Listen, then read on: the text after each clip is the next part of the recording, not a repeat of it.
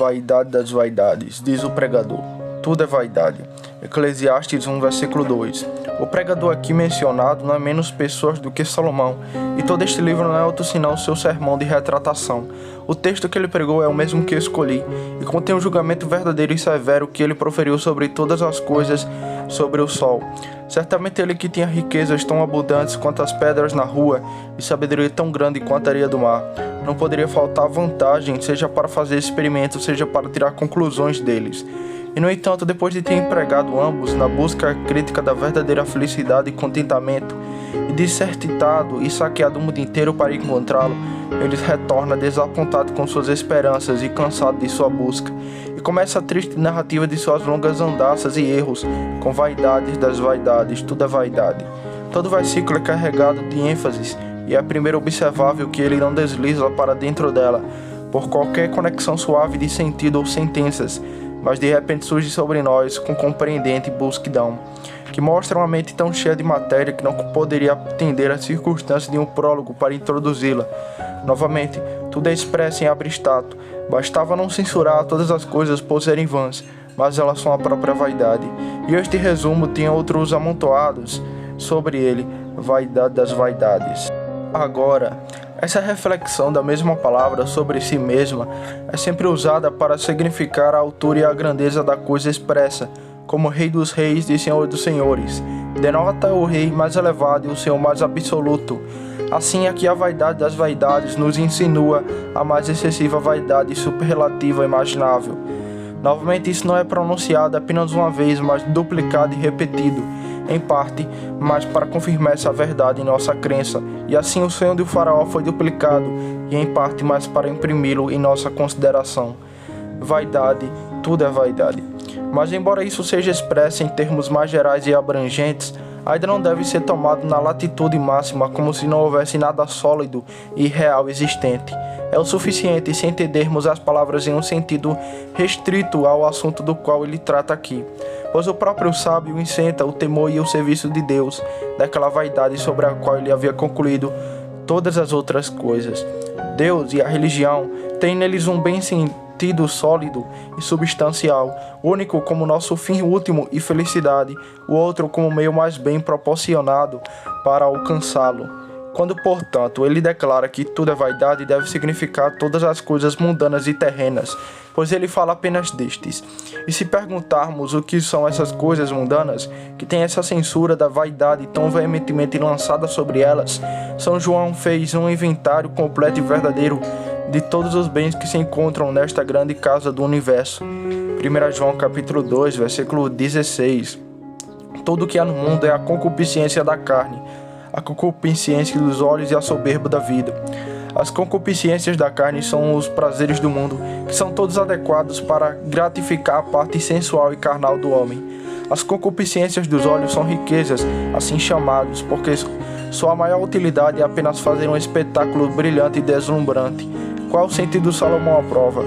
Eclesiastes capítulo 5, versículo 11. O que há de bom para os donos, a não ser contemplá-los com os olhos? O orgulho da vida é honra e dignidade, aquela noção plena e etérea que incha o orgulho e a vaidade dos homens e os faz olhar para seus inferiores como se não fossem seus semelhantes. Isso é tudo que o mundo pode mostrar. Prazer, riquezas, honras, isso é tudo, a respeito do qual o homem sábio declara que é vaidade.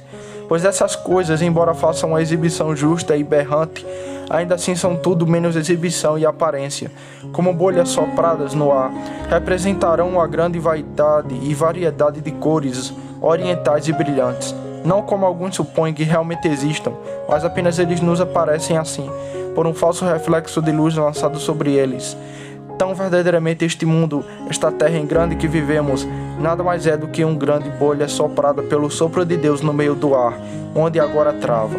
Brilha com 10.000 glórias, não que sejam assim em si mesma, mas apenas eles não parecem através da falsa luz pela qual os vemos. Se chegamos a agarrá-lo, como um filme fino, ele se quebra e não se deixa nada além de vento e decepção em nossas mãos, como relatam as histórias sobre os frutos que crescem perto do Mar Morto, onde outrora ficavam Sodoma e Gomorra. Eles parecem muito bonitos e belos aos olhos, mas se forem esmagados, transformam-se em fumaça e cinza. O assunto sobre o qual propus discorrer é esta vaidade do mundo e de todas as coisas aqui embaixo, que sendo aqui convencidos, podemos desistir de nossa vã busca de objetos vãos e podemos colocar nossas afeições nas coisas que estão acima, que são as únicas valiosas, porque o único bem permanece estável. De onde é que nos tomamos tão degenerados, que nós que temos almas imortais e nascidas do céu, devemos apostá-los esses prazeres perecíveis? De onde é que nós que deveríamos voar alto até Deus e para isso fomos equipados com as asas velozes da meditação e das afeições, para cortar os céus em um instante e aparecer lá diante do trono do grande Deus, que devíamos ficar aqui rastejando na lama espessa e na lama deste mundo, como se a maldição da serpente se tornasse nossa, para rastejar sobre nossa barriga e lamber o pó da terra? Não nos desagradamos envergonhosamente quando nos inclinamos para admirar o que está tão vastamente abaixo de nós e trocamos nossas preciosas almas, almas que valem mais do que 10.000 mundos, apenas para ganhar uma pequena parte de um? Certamente o Deus deste mundo cegou os olhos dos homens e lançou uma estranha névoa diante deles, que eles não podem discernir o que é mais evidente e óbvio, até a instabilidade e vaidade de todos os prazeres subliminares. E para que eu possa, portanto, contribuir um pouco para espalhar esta névoa, vou me esforçar para representar a você a vaidade nativa e genuína que está em todas as coisas terrenas, livre daquele verniz enganoso que o diabo costuma colocar sobre elas, e assim deformar e ferir aquele grande feiticeiro, para que seus encantos não tenham mais poder para prevalecer sobre você. Primeiro, agora para que possamos prosseguir corretamente nisso, eu premissarei essas 2 ou 3 coisas.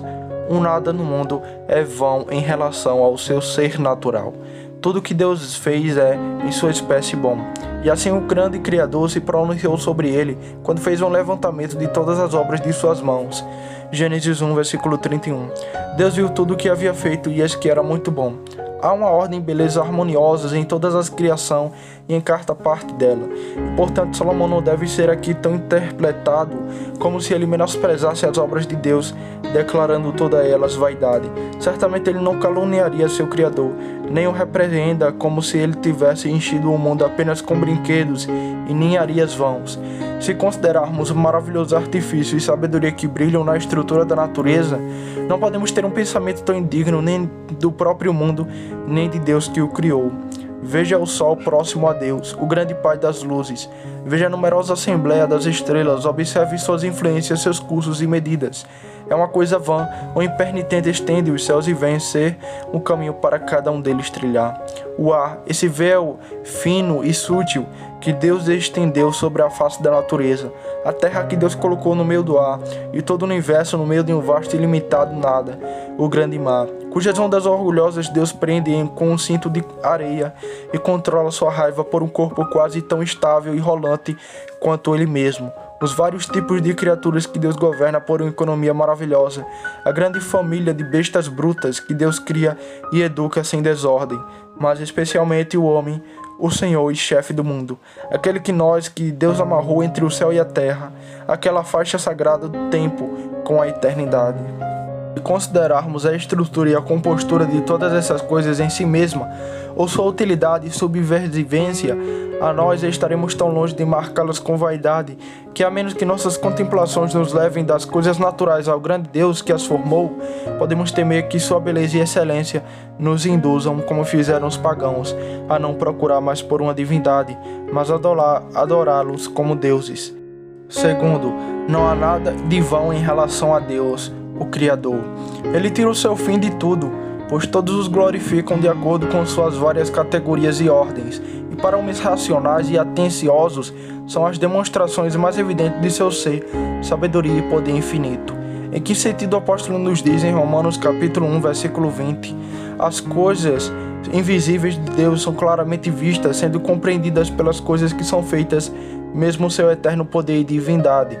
Deus compôs 2 livros pelo estudo diligente, dos quais podemos alcançar o conhecimento de si mesmo: o livro das criaturas e o livro das Escrituras. O livro das criaturas está escrito nessas grandes letras do céu e da natureza e da terra, do ar e do mar, e por meio deles podemos soletrar um pouco de Deus.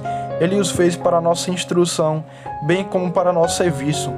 O menor e mais vil deles não lia palestra sobre seu glorioso atributo, Nem é absurdo dizer que, como são todas as obras de sua mão, também são todas as palavras de sua boca. Com efeito, este conhecimento que as criaturas nos dão do Criador não basta para nos fazer felizes, embora possa ser suficiente para nos tornar indesculpáveis. Nunca poderíamos ter coletado deles aquelas misteriosas descobertas de Deus que as Escrituras exibem e que são tão necessárias para a nossa felicidade eterna, pois que a assinatura está estampada em qualquer uma das criaturas em uma trindade em unidade, da geração eterna ou encarnação temporal do Filho de Deus. Que criatura poderia ter nos informado sobre nossa primeira queda e a culpa contrária por ela? Ou onde podemos encontrar a cópia do pacto de obras ou da graça impressa em qualquer uma das criaturas? Todos os grandes sábios do mundo, embora fossem os secretários da natureza e saqueassem seus segredos mais obscuros, ainda assim todo seu aprendizado e conhecimento nunca poderiam descobrir aquele mistério sagrado de um Salvador crucificado. Estas são verdades que a natureza e a razão estão tão longe de descobrir que mal podem recebê-las quando descobertas.